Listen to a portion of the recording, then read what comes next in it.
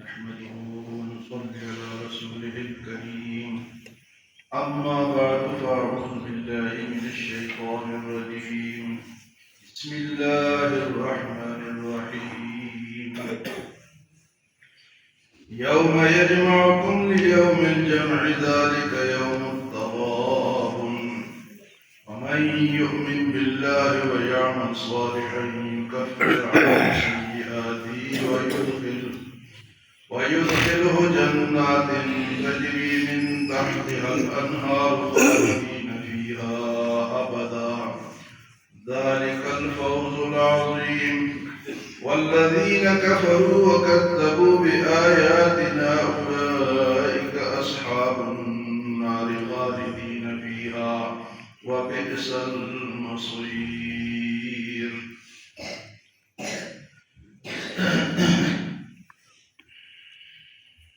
یہ سورۃ التغابن ہے اور اس آیت میں اس کا ذکر ہے. فرمایا کہ یوم یجمعکم لیوم الجمع ذالک یوم التغابن، جس دن تمہیں جمع کیا جائے گا وہ ہار اور جیت کا دن ہوگا. یوم یجمعکم لیوم الجمع ذالک یوم التغابن. تغابن سورت کا نام بھی ہے اور تغابن قیامت کو بھی کہتے ہیں. تو قیامت آئے گی اور سب کا حساب کتاب کلیئر ہوگا. قرآن پاک کے 3 مضمون ساتھ ساتھ چلتے ہیں. ایک اللہ کی توحید کہ اللہ ایک ہے، دوسرا رسالت کہ اللہ کے رسول سچے ہیں، اور تیسرا قرآن اور چوتھا مضمون جو ہے وہ آخرت. آخرت جو ہے یہ پکی ہے. اور فرمائے کہ یوم یجمعکم لیوم الجمع ذالک یوم التغابن، وہ حساب کتاب کا دن ہوگا. تو اس کو یوم الحسرت بھی کہا گیا ہے. حسرت کر انسان حسرت کرے گا، کاش میں یہ اور نیکیاں کر لیتا. اور جو کافر بدماش ہے وہ حسرت کریں گے، کاش ہم یہ نہ کریں. ہاں جی، یوم الحسرت اور یوم التغابن. حضور صلی اللہ علیہ وسلم نے صحابہ کرام سے پوچھا کہ تم غریب کسے کہتے ہو؟ غریب کون ہے تم میں سے؟ تو صحابہ نے عرض کیا اللہ کے رسول جس کے پاس مال و دولت نہ ہو غریب، درم و دینار جس کے پاس نہ ہو غریب. تو آپ صلی اللہ علیہ وسلم نے ارشاد فرمایا میری امت کا غریب وہ ہے جو ڈھیر ساری نمازیں لائے گا، روزے لائے گا، حج لائے گا، نیکیاں لائے گا، لیکن ادھر اس نے کسی کو گالی دی ہوگی، کسی کو مارا ہوگا، کسی کو تھپڑ مارا ہوگا، جی کسی کا مال ضبط کیا ہوگا اور کسی کا غبن کیا ہوگا، یوم التغابن غبن کیا ہوگا، کرپشن کی ہوگی. تو وہاں تو پیسے نہیں ہوں گے کہ اس کو واپس کریں. وہاں تو پیسے نہیں ہوں گے، درم و دینار نہیں ہوں گے. وہ آئیں گے لوگ، بھائی میرا تو حق ہے دو، تو کہے کہ اس کی نمازیں لے جاؤ، یہ تمہاری ہو گئی.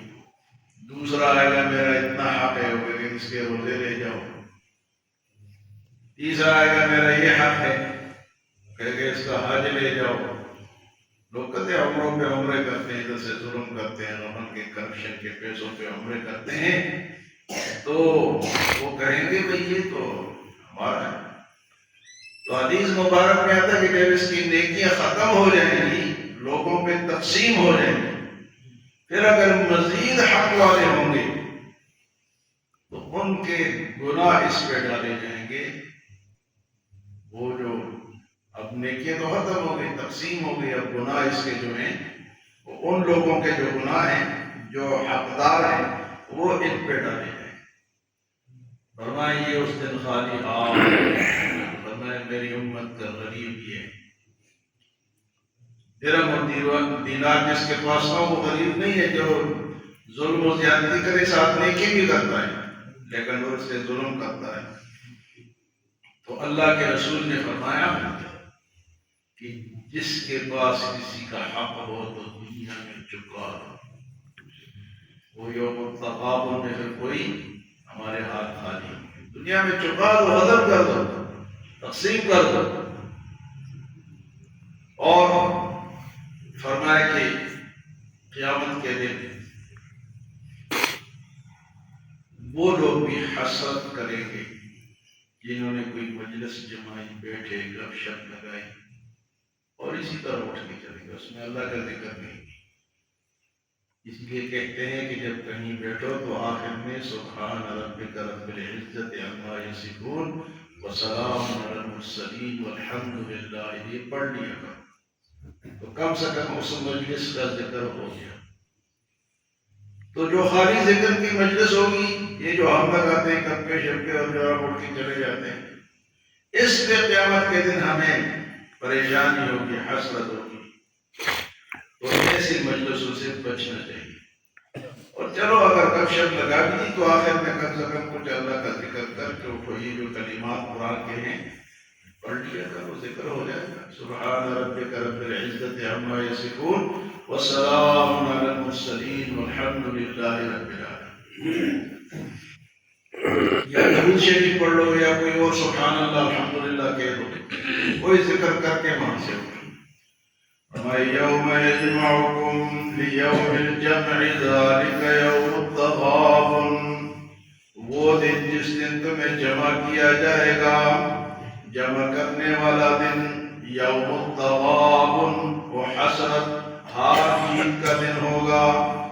وَمَن يُؤْمِن بِاللَّهِ، اور جو لوگ ایمان لائے اللہ پہ، وَيَعْمَلْ صَالِحًا، اور نیک عمل کرتے رہے، يُكَفِّرْ عَنْهُ سَيِّئَاتِهِ، اللہ تعالیٰ اس کے گناہوں کو معاف کر دے گا۔ نیک عمل ایمان شرط ہے، میں آپ کو بتاتے رہے تو تین باتیں ہر عمل میں شرط ہیں۔ وہ کیا ہے؟ ایک تو صاحب ایمان ہو، دوسرا وہ عمل اخلاص والا ہو۔ اخلاص کسے کہتے ہیں؟ یہ کام میں نے صرف اللہ کی رضا کی، اس کو اخلاص ہے۔ اور تیسری چیز اس کے قبولیت کے لیے سنت ہے، سنت رسول کے مطابق وہ عمل، یعنی ایمان، اخلاص اور عمل بالسنت۔ اپنے طرف سے ایجاد کر کے بیٹھا ہوا ہے، مجھے سمجھ رہا ہے کہ میں نے تو بہت کام کر لیے، میں نے تو جلوس نکال دیا، میں نے جھنڈیاں لگا دی، میں نے فلاں کر دیا، میں نے فلاں کر دیا، وہ تلاش کرو تو سنت میں ہے ہی نہیں، جب نہیں ہے تو قبول نہیں۔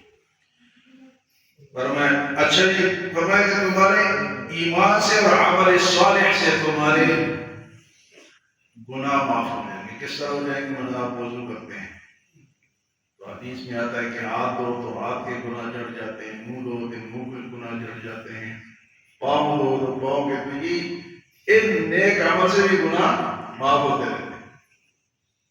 آپ یہاں مجلس میں قرآن کی درس میں بیٹھے ہیں، یہ بھی ایک عمل ہے، اس کی بھی قبولیت، اس سے بھی گناہ معاف ہوتے ہیں۔ یعنی قرآن کو سیکھنا، کہتے ہیں ایک آدمی 1000 نفل پڑھتا ہے اور ایک آدمی قرآن کی ایک آیت سیکھتا ہے، اس کا ثواب اس سے زیادہ ہے۔ تو 1000 نفل ایک نے پڑھے کہ میں نے بڑے نفل پڑھ لیے، ایک نے قرآن کی ایک آیت سیکھی۔ اس لیے میں آپ سے کہتا ہوں کہ قرآن کو سیکھو۔ اگر ہم بیٹھیں گے تو یہ جو معنی ہمارے سامنے آ رہے ہیں تو کچھ تو ہماری سمجھ میں آئیں گے، اور جب ہم خود تلاوت کریں گے تو یہ جو سمجھے ہوئے معنی ہیں مزائے کا پڑھ لیں، یار اس کے تو یہ معنی ہے، اس کے تو یہ معنی۔ تو قرآن کے درس میں بیٹھنے کا یہ فائدہ ہے، حدیث کے درس میں بیٹھنے کا یہ فائدہ ہے کہ دوبارہ جب آدمی سنتا ہے یا خود پڑھتا ہے تو اس کو سمجھ آتی ہے۔ خود پڑھتے جاؤ اور سیکھو نا تو اس کا فائدہ اتنا۔ وَمَن يُؤْمِن بِاللَّهِ، اور جو ایمان لائے اللہ پر، وَيَعْمَلْ صَالِحًا، اور نیک عمل کیے، يُكَفِّرْ عَنْهُ سَيِّئَاتِهِ، اللہ ان کے گناہوں کو معاف فرما دے گا، وَيُدْخِلُهُ جَنَّاتٍ تَجْرِي مِن تَحْتِهَا الْأَنْهَارُ، اور ایسی جنتوں میں داخل فرمائے گا جس کے نیچے نہریں بہتی ہیں۔ یہ نہروں کا ذکر اللہ پاک بار بار اس لیے کرتے ہیں کہ یہ نہریں انسان کو اچھی لگتی ہیں، خوبصورت لگتی ہے. کہیں پانی دیکھا، کیا شان ہے، کیا پانی ہے، کیا شفاف پانی ہے. ادھر آپ جاؤ نا چترال یا سوات، اتنا پانی ہے، اتنا پانی ہے اور شفاف پانی ہے. ہم چترال گئے تھے تو ادھر سے پہاڑ جا رہے اوپر دیکھو تو پہاڑ کا سر نظر نہیں آتا. ادھر سے پہاڑ جا رہا ہے، پہاڑ کا سر نظر نہیں آتا. اتنے اونچے اور درمیان میں ٹھاٹے مارتے ہوا پانی. اب اگر ایک پاکستانی صرف اس چترال کے پانی کو بھی روک لینا تو بجلی ہی. لیکن یہ تو کھاتے ہیں، کرپشن کرتے ہیں، اس طرح سے خیال ہی نہیں. ایسی اللہ نے فرمایا کہ یہ پانی لوگوں کو پسند ہوتا ہے تو جنت میں بھی ایسی نہریں ملے گی. جنات تجری من تحتها الانہار خالدین فیہا ابدا، اس میں ہمیشہ رہیں گے. یہ نہیں کہ تھوڑی دیر سیر کی اور بات ختم ہو گئی، ختم نہیں. آپ کے قریب ہر وقت نہریں بہتی رہیں گی. خالدین فیہا ابدا، فرمایا ذالک الفوز العظیم. اور اصل کامیابی تو یہ ہے، دنیا کی کامیابی اصل نہیں ہے، آخرت کی کامیابی اصل کا. ذالک الفوز العظیم. اور اس کے مقابلے میں والذین کفروا وکذبوا بآیاتنا، وہ لوگ جو کافر ہوئے. یہ جو کفر ہے نا، دو چیزیں جو دو قومی نظریت ہے نا پاکستان اور ہندوستان کا، دو قومی نظریے اس کو کہتے ہیں، یا کافر ہے یا مسلمان ہے. باقی جتنے بھی انسان ہیں وہ سب برابر ہیں، سب آدم علیہ السلام کی اولاد ہے. اگر دو قومیں بنتی ہیں تو کافر اور مسلمان کی بنتی ہے. باقی چاہے وہ کوئی بھی ہو، وہ سب بھائی. اگر تفریق آتی ہے تو کہاں سے آتی ہے؟ کفر سے آتی ہے. باقی جس علاقے کا کوئی بھی مسلمان ہو، یہ جو تعصب ہے فلاں ہے فلاں ہے، یہ اسلام میں جائز نہیں. اسلام میں تو بھائی چارہ ہے. کالا ہے، گورا ہے، کشمیری ہے، سندھی ہے، بلوچی ہے، پشتو ہے، گلگتی ہے، چترالی ہے، ہندوستانی ہے، افغانی ہے، عربی ہے، سب ایک جیسے. اور تفریق کہاں ہے؟ جہاں کافر ہو گیا، اس نے کفر اختیار کر دیا، وہ ہم برادری میں سے نکل گیا، وہ برادری میں سے نکل گیا. تو فرمائے یہاں ہوتے ہیں نا بعض گروپ ہوتے ہیں تو لوگ ان کو نام دیتے ہیں، یہ فلاں برادری ہے، یہ فلاں برادری ہے، تو برادری ہوتی ہے. والذین کفروا وکذبوا بآیاتنا، اور وہ لوگ جنہوں نے کفر کیا اور ہماری آیتوں کو جھٹلایا، نہیں مانا. وکذبوا بآیاتنا، ہمارے آیتوں کو جھٹلایا. اولئک اصحاب النار خالدین فیہا، یہ ہے دوزخ والے جس میں ہمیشہ رہیں.